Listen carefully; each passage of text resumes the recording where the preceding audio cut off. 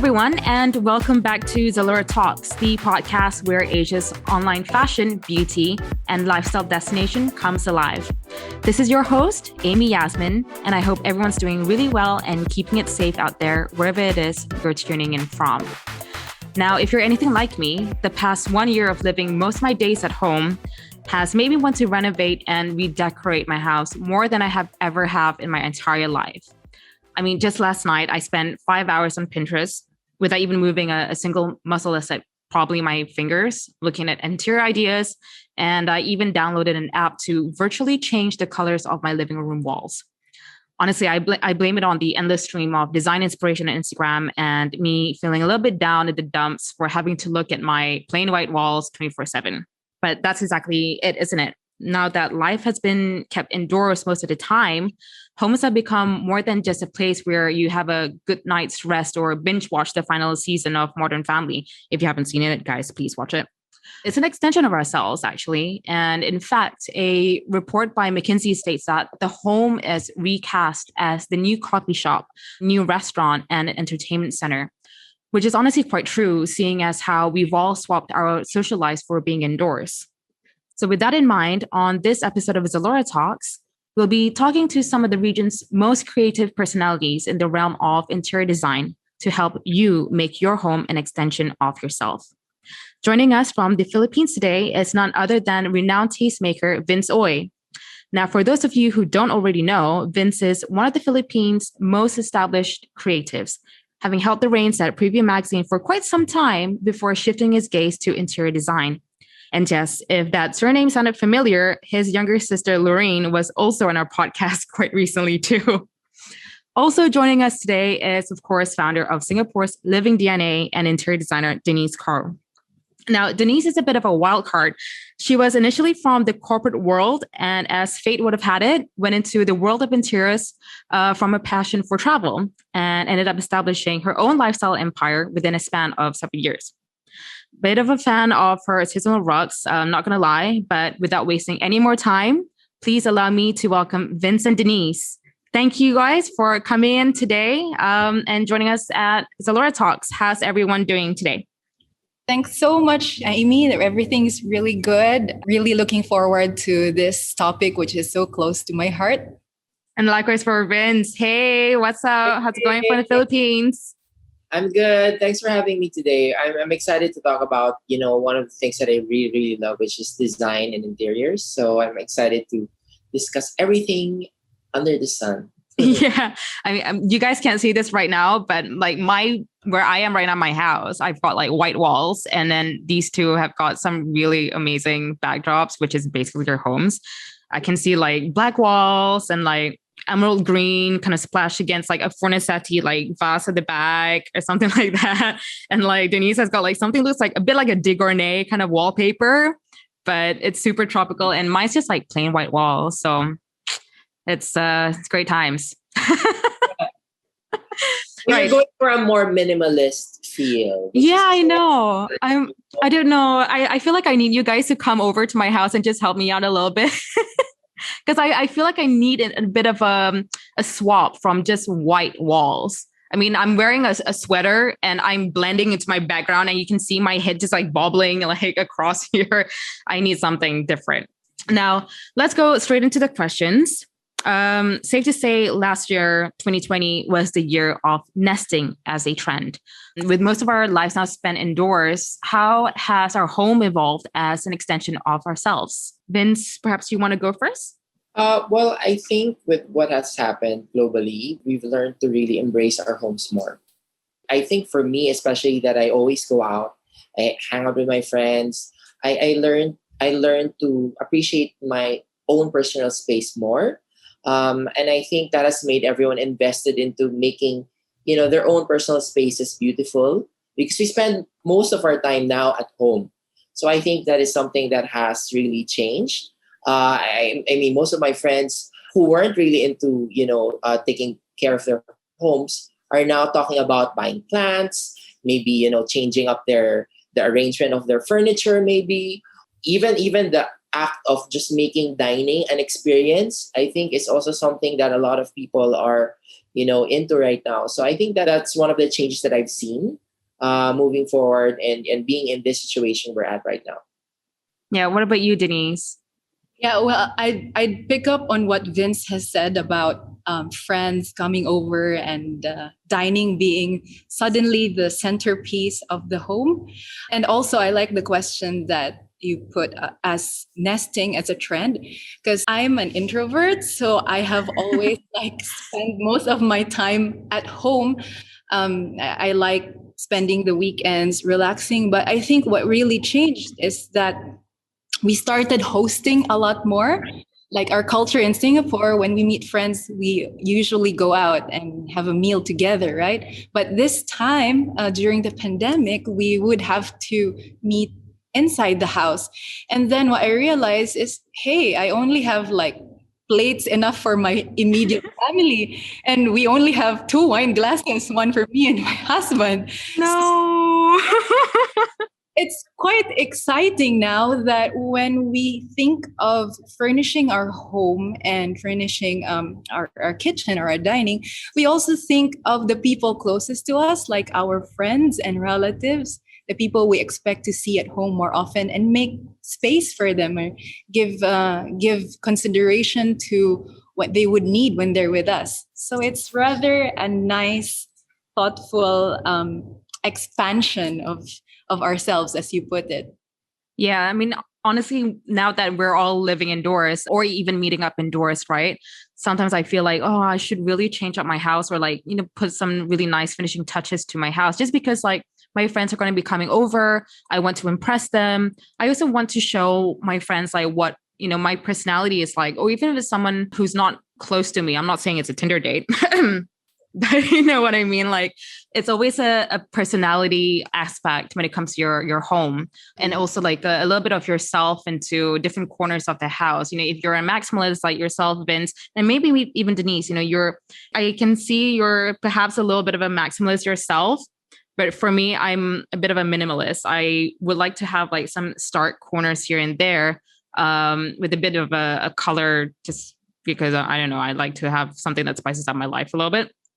But having said that, it's always a little bit of something to tell my friends or show my friends, yeah, this is what I am. This is what my personality is like. It's just like how fashion is, If fashion isn't an expression of who you are, the house could so pretty much be the same way as well. Having said that, with movement restrictions being applied throughout the entire region, how has your lifestyle changed? Has it changed much? Or are you, would you say that you're still a homebody?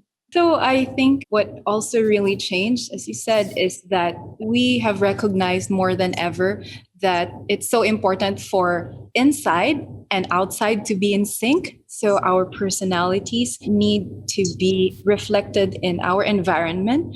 It's about who we are and also who we want to be. You mentioned that you prefer a bit more minimalist. And that's also because we want a certain sort of order or peace of mind in our lives. And so our environments are really very powerful to create our outlook in life. As we know now, I think there's more demand from our house on what it needs to be, because it's not just our sanctuary now, it's also our workplace, it's our cafe, it's our children's playground, it's everything. Yeah, it is really, really important. And we see that as well. Myself as an interior designer, we've had a lot of people coming forward in the beginning of the pandemic and say, I have this home. This is a picture of my home.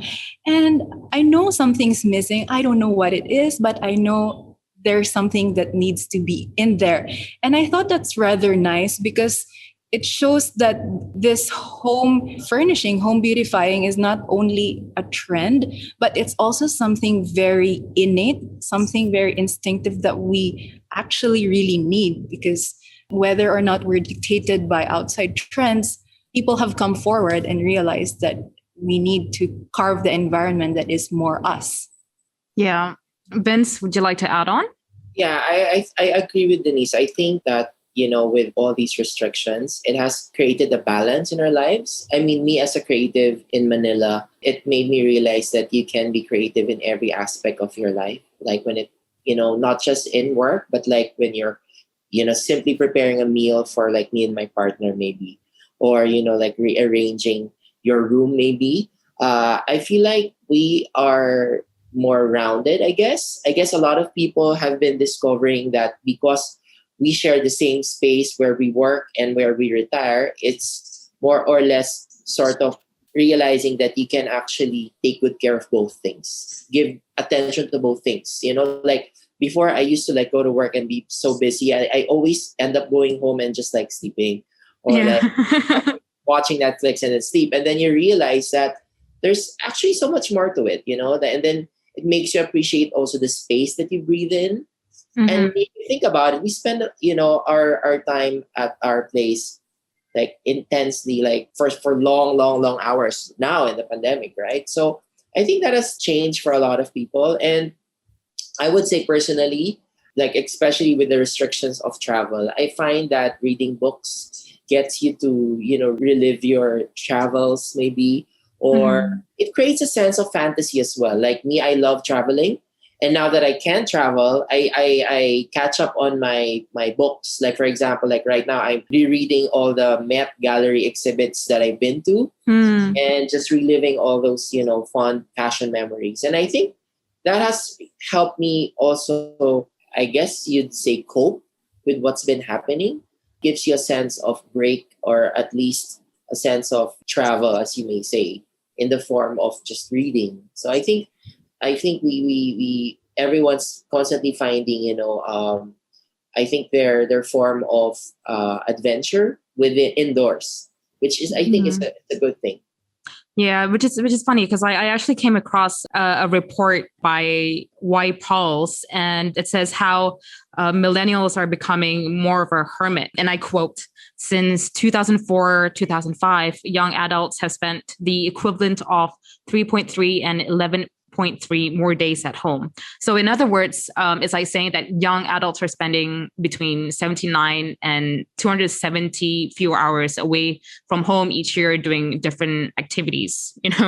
Like personally, like I think I could probably relate to that because I don't like going out. I've kind of like stopped going out a lot, and I prefer to just kind of spend more time with my family, with my friends at home, trying to like entertain and like, wine and dine with my friends at home and experiment with new recipes, experiment with new things. Really trying to not be a master steward, but kind of like, somehow emulate that. I don't know. I just find like there's more joy at home than it is outside. What's your take on that? I try to keep a balance always, like of going out, and I get it's part of my job to know what's happening, the trends that are happening. But in the same time, I also love entertaining, and me and my partner, we love entertaining, having friends over. In fact, we would always have themed dinners like Mexican night, maybe, or we'd have like a Filipino night, and we like, because I'm a maximalist, like I have stuff for like Mexican, I have stuff for like Filipino. So I like my storage dilemma is really crazy. But I mean, I think the joy of entertaining stems from the fact that you get to share really a piece of you. I mean, like how you live, and your friends take that and somehow also are inspired to do that. So it's sort of like, inspiring your community. Also, so I think that's the beauty of entertaining and having friends over and creating memories at home. Oh, that's a nice sentiment, actually, creating memories at home. Yeah. How about you, Denise? That's definitely one of the ways that we can share and we can give, as Vince had said. And we've had a lot of beautiful memories that revolved around the dining table. I also read this concept recently about your spirit environment. So how it goes is, how the world has different climates, different landscapes. All of us have a certain landscape or climate that we actually gravitate to, whether it's mountains or deserts, like around Morocco, around Mexico, the livable parts of the desert or the So I think more than ever, we miss those environments because we've also been restricted from traveling, right? So how the spirit environment goes is there is apparently an environment where you thrive in the most. It's mostly like the environment where you grew up with or spent a lot of time in your life and had good memories with. And it would do well to adopt your home aesthetic from that spirit environment. So let's say I kind of did an assessment and I realized that my spirit environment is unsurprisingly the sea, the beach. Yeah. Apparently, like what you can do is you derive your color palette from there. So maybe go towards more of the blues, softer colors, bring in materials like bleached wood or driftwood, things that have curves, like how organic the beach environment is. Or if your spirit environment is, let's say, a desert, you would probably want to have more warm colors in your home and certain patterns that are connected to those nomadic cultures, like the experts in the desert, like our Kilim prints or Aztec print, something like that. So it's a very interesting idea because it is one concrete way of changing our interiors to fit us. And there is a guide, a kind of framework, which is nature. Oh, okay. Which is like so nice that we also should try to bring the nature in to our house so that we thrive better. Yeah, I guess it also plays around with like color therapy in a certain sense. Yes. Because like the blues would always somehow like affect your mood, or like the greens would somehow affect your mood. I mean, I'm not an expert at this, so I'll leave it to you guys to explain it. Vince, you're like a color pro. Actually, you both are color pros when we're talking about even, but I'm seeing a lot of colors from your house. So. Yeah, when we moved in here, I love color. I think helps with your mood, with my mood when I work. In fact, our bedroom, as you mentioned, Denise, my bedroom, we love going to the beach. So actually our entire bedroom is more of like a teal hue. So that sort of like calms us. And actually our home, when we were, making, like fixing it, I really made all the bathrooms white, so that there's a sense of calmness and sort of like cleanliness and purity to it. And for me, like taking a bath is like a precious moment for me. And, it's a sacred ritual. It is for me. And I feel like those are the things that you should take into consideration when you are, building your home, what color to play with, because essentially color dictates your mood when you wake up and down to when you're about to fall asleep. And I would say that, like as Denise mentioned, that bringing nature into your home is something that I actually also recommend to my friends, like plants. And before bringing in plants became a trend, now most of my friends are into plants. I've been always telling them the feeling of having fresh flowers, or, just not even flowers, like just fresh, huge leaves in your home it's really something that adds to the spirit of the environment. It makes it more alive. So I think that's something that I would recommend also to bring in nature home. Yeah. In Netflix, Abstract is one of the documentaries that I've been watching, and it's actually one of my favorites. Netflix Abstract, The Art of Design. They actually highlighted one of my favorite interior designers, Elsa Crawford, who actually did the Cathay Airways Airport Lounge in Hong Kong. And she said in one of the episodes, empathy is a cornerstone of design. Would you guys agree? I would 100% agree with that. Empathy, basically what it means is that our consideration of others, of ourselves, and I guess you would connect it to, in terms of design, it's about the function. So things that need to serve its purpose, I think, is that cornerstone of that empathy that Ilse Crawford is talking about.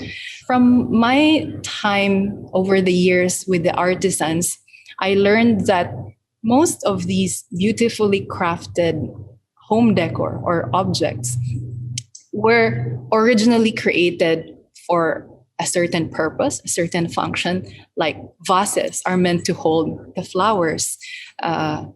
Trays are meant to put things together. Even something like a rug or a carpet, before it became something that aesthetically completes the house, it was actually woven to keep the floor warm during the time of nomadic cultures. So I think everything had a certain root in function. And I think that's what makes our home beautiful, because everything that we put in there could potentially serve a purpose. So it's not just beautiful to look at, but also something that we would want to actively use and be part of our lives. So I think that's one of the most beautiful ways that you could make your house a home, is if every object really serves a purpose. How do you balance it though? Like trying to find like the fine line between design and functionality? Because that for me, I find is a little hard, because it's either one or the other. Like if I want like a rug, I want a rug only because like it's going to grip and everything. But if I want something that's pretty, I'm going to go for something that's pretty. But how do you draw the line? Well, I think a lot of people, the misconception about functional design is that it's very boring. It's very standard. It's very, corporate. But the thing is, it's just a matter of really placing function into the design. I think, as Denise mentioned, I think purpose is very important when you are decorating a place. I think ultimately everything else will follow. I think if their purpose is to relax, for example, you can have a chair that's beautifully designed and yet makes you feel calm and relaxed. And I think that has served its purpose. So I think it shouldn't be about just purely concentrating on one or the other, but it's a matter of just really looking at it from the purposeful standpoint. And I think everything else will follow. And I think don't be too pressured into just thinking, okay, if you saw something nice and then, okay, I have no use for it. I mean, think about how it adds to the entirety of the purpose of your space. If that ultimately, for me, I always say is to really, what's important is that your space makes you happy. And that in itself is a purpose. It doesn't have to work, but if you see it, it makes you smile, and that has served its purpose. And I think it complements each thing that you have in your house should complement each other to a bigger purpose. And I think that's the very, very first step that you need to establish. What's the purpose of your space? Well, that's something for me to take on, because I'm thinking of redecorating my place and I have no idea where to start. So I spend like 4 hours, like I said, just going on Pinterest and then finding like whatever that kind of attracts me and putting onto my mood board. And I end up having like a bundle of things. But Pinterest is actually a nice first step. I think, especially since I started, becoming a creative when there was zero Pinterest. So imagine like how hard it is to find inspiration. And now it's just so easy. And I feel like it's also a matter of just editing it down, because it's so easy to be overwhelmed when you're on Pinterest. It's like a black hole. Absolutely. You'll be there for like hours and then you realize, okay, I saved like 1,000 photos. How do I just like that was me yesterday. I spent I'm so sure. And that's me also at times. But you realize that you take a step back and look at the photos that you save, and then you realize what sort of spirit or purpose you feel like you want to achieve in your space. And I think that will dictate the general direction of your space. Yeah. I mean, I think one of the things that I need to also tackle is like trying to make one small change in a house, but like with a big difference. So I'm thinking of like the walls. I don't know. What do you guys think? Should I go for the walls or should I go for something else? I mean, I kind of sound like I'm using this podcast for my own benefit, my own renovations. But I really hope my, our listeners out there can also relate to what I'm going through at this point. But I just want something that has have a small change in the house, but with a big difference. What would you advise me? That's a very good question. Where to start? Yeah. And I think one of the questions you can ask yourself is there a change that you want to have personally? Like, what do you want to be? Do you want to have like a more brighter disposition in the morning? Or is it something like, do you want to spend less time in Netflix and probably more time reading? So I think it's so important for a home to also be the one that dictates your daily routines, right? So what I would share to my clients is start with where you feel is the biggest impact to your daily routine. Mm-hmm. For example, if you think that your wall could definitely do some brightening up and you'd feel good looking at it, then by all means go for it.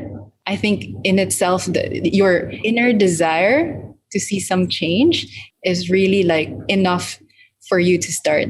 Well, okay. Going back to what you said about like being guilty of things, what would you say is like a complete no-no for you guys? Like you will never do?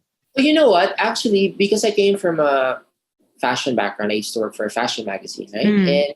And in fashion, it's always try everything once. And I feel like there isn't really a fashion no-no for me in that sense, because I feel like, well, obviously I'm a maximalist, right?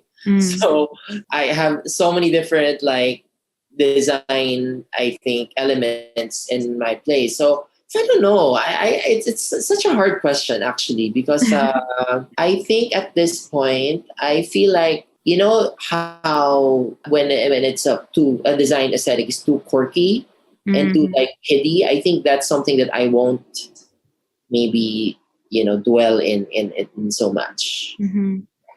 How about you, Denise?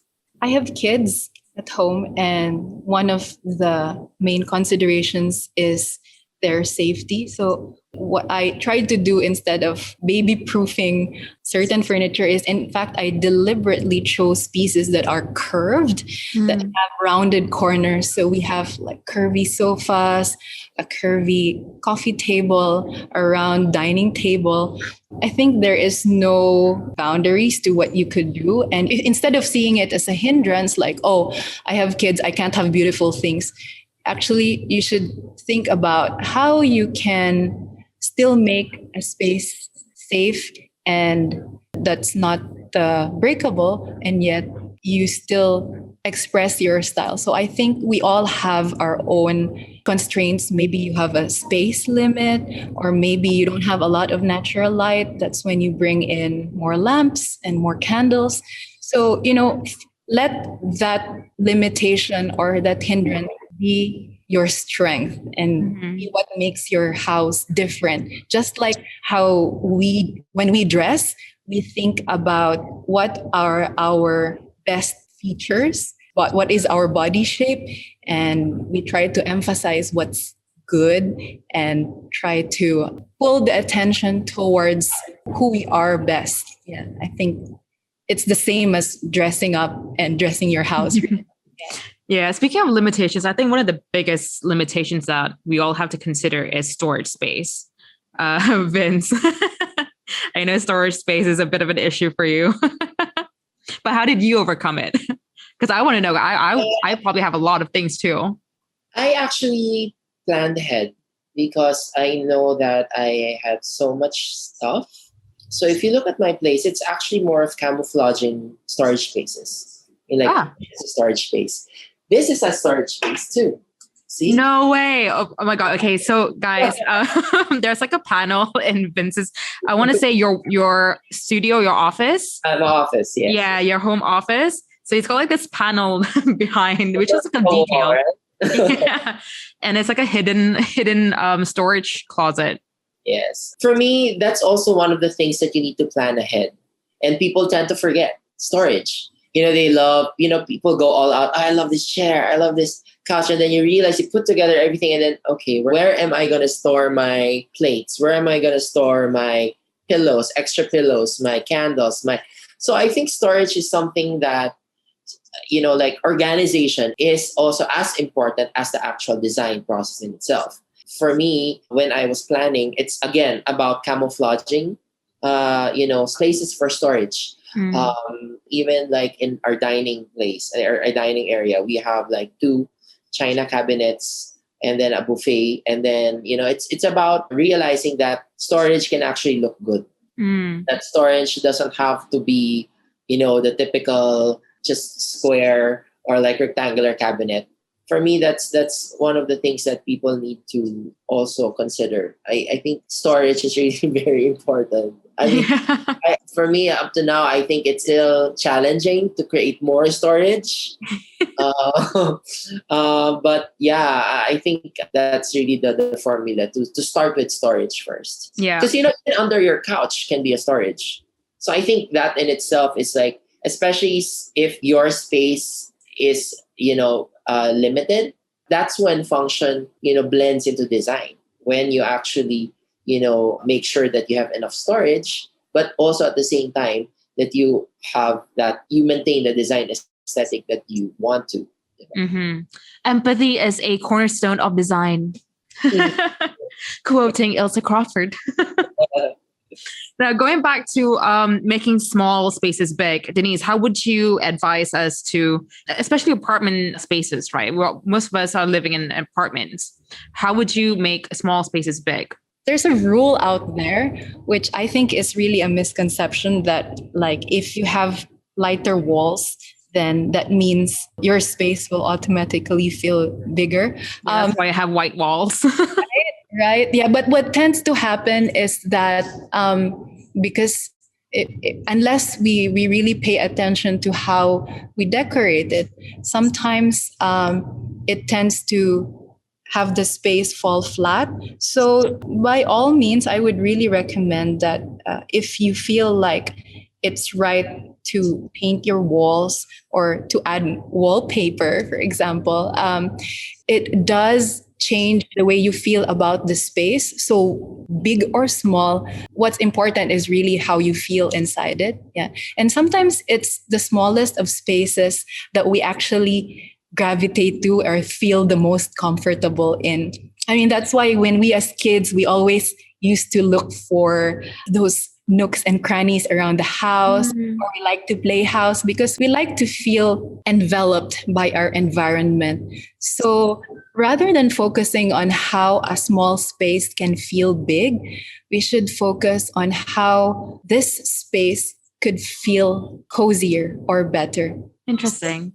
What would really be a good start is to put things that make you feel good. So if there is a pattern, like if you like the tropics, if you like plants, then maybe consider putting some tropical wallpapers in your home. Or if you're the type who is minimalist, for example, maybe you could add some simple framed pictures, artwork. And it doesn't have to be always something that you buy. I think the most personal interiors are those where you could work on what you already have. Like maybe there's somebody gave you like a sketch, or if you yourself like sketching, you probably should start giving it a go, make some minimal drawings, work with some fabrics that you already have, like maybe a scarf that you held onto and you didn't know what to do. Hang it up or use it as a sofa throw. You'll never know what you'd end up with, but I think more likely than not, you'll have a space that feels more homey, that feels more grounded. And also being surrounded by the things that have a sentimental value to you, a lot of difference in your sense of gratitude and ultimately your happiness, because you would remember the people who represented those pieces or your personal experiences when you came up with, say, that drawing. So yeah, it's important for your home to cultivate a sense of gratitude, and really in your hands to do that. There's so much at home that you could play with. Yeah. Speaking of having so much at home that you can play with, have you ever DIY'd anything? So I like painting old furniture or even old frames. If I see like somebody was just throwing away this small coffee table, so I picked it up and then I tried to make it more of like a subtle pastel, and so it adds pops of colors in my space. Mm-hmm. I also really like multi-purposing things. Like if I have a big piece of cloth, one day it will be my tablecloth, the next day it's my sofa throw, and then the day after it's, I don't know, like a small rug in a corner. So I like moving things around, and as Vince said earlier on the podcast, if you have a certain theme, it's actually exciting to look around you and see, oh, what's Mexican in my space, and try to put them together, and it's a completely new package altogether. Yeah. Vince, have I ever come to Manila? I'm expecting an invitation for one of your mariachi nights. You're all welcome. In. You're all welcome. I totally agree with Denise. I feel like, like for me, I love moving things around. I feel like that is something that a lot of people should start practicing.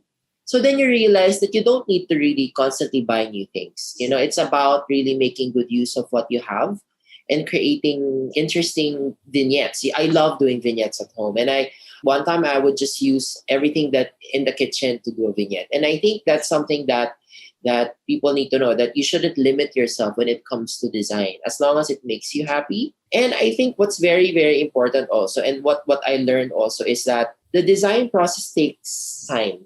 You shouldn't rush it. You shouldn't just buy everything at once, or at least like in a short amount of time, only because it loses the personal touch. I feel like in as much as you want to keep your place beautiful, looking good, it has to echo who you are, and not just who you are, but also your memories. I feel like those are things that, people need to have in their homes. Like me, I make it a practice to buy something whenever we travel that I keep at home. That I actually put. So we have like an area where we put everything that we buy. And even not just decor pieces, like even like the food, or like, like spirits maybe, just to really give you a good reminder of your past travels, of your families, of your friends, new friends, old friends. And I think that adds to the coziness of a place, that makes it more meaningful. If that makes sense. Yeah. No, absolutely. But, I think some people, myself, one of them, find it kind of hard to just develop and find our own design style. I would say like I'm a minimalist, but then another day I could just be like, yeah, I'm a complete maximalist as well. So it's kind of hard for me to kind of find my own voice. How would you advise someone to develop their own style? Well, for me, I think it again, as I mentioned, it takes time. I think with Lorene, when she started, she was like, I don't know what my style is. I feel like I always tell her, time will tell. You just constantly buy things that you like, and then it will all just really fall into place. You would see what kind of aesthetic you are, what kind of design direction you're heading. And I feel like, there's a consistency with every person. When you keep gravitating towards something and you realize that at that certain point in your life. So I feel like you shouldn't rush yourself into like, oh, I'm a minimalist, I'm going to be a minimalist forever. Don't lock yourself into that. You may be a minimalist now, but there are some, for example, like if you see yourself maybe like 10 years from now, 8 years from now, there are things that you would want to still keep from your present life. I think that's the beauty of the design journey, is that, even me, I'm still at the journey. I can't say that I'm this forever. But there are certain things that I feel like are consistent. Like me, I love color. I love, good scents. And that I will take that with me wherever I go. And I think that is something that I would also maybe like recommend, is that to not rush into things, and to slowly, it's like fashion sense. You don't pick up and suddenly realize I'm like this, right? It's like it's a progression of things. So yeah, absolutely.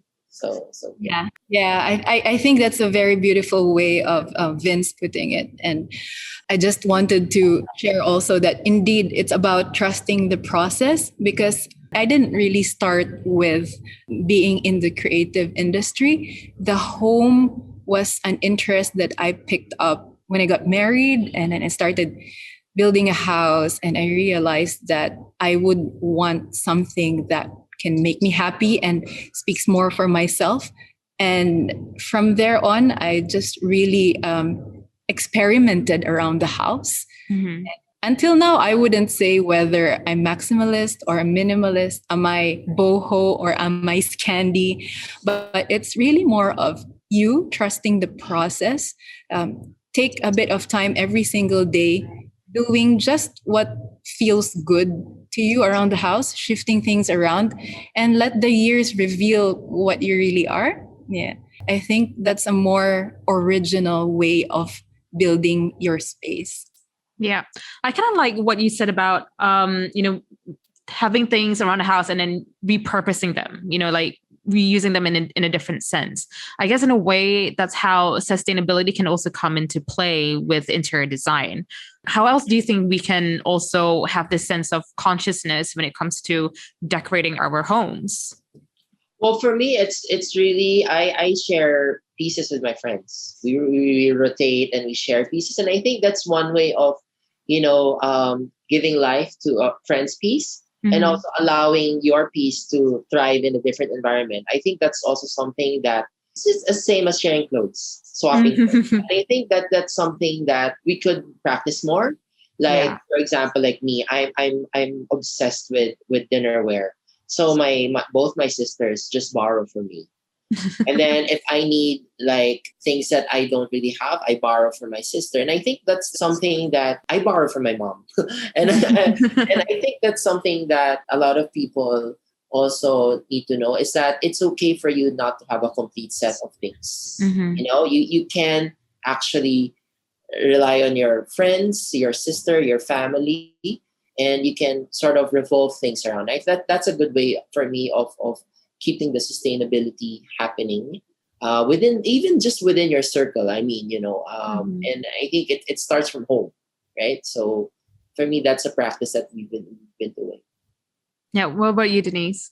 It goes along the same stream. I think it starts with buying less and buying well, which is ultimately what Vince is doing by sharing the pieces to friends. And one way I also do it is when I shop for things, I like picking things with a story. So, and usually these happen when you're traveling or when you're going to small businesses and small shops. Let's say I want to buy a tray. Maybe I find this tray that is made of recycled scraps of fabric that has been put together. So I find that when I choose things with a story, I tend to hold on to them for much longer, and I don't feel replacing them or buying them, because they have functional value as well as like a connection to me. So I find that when I have things around me that I feel very connected with, maybe there could also be things that are from my hometown, my home country, or places I travel, then it's easier to be content. And I don't say hop onto the next trend and say, oh, my house is like, it's not trendy anymore. I need to throw things away and buy new things. So it's so important for you to have that personal connection to what you choose. Yeah. That's a very good point, I think, Denise. I also would say that, a lot of people tend to forget that there are also a lot of thrift stores, especially in Manila, there are a lot. And I feel like those are a lot of places where you can get, inspiring pieces as well. And these are pieces from people, pieces that have history and stories.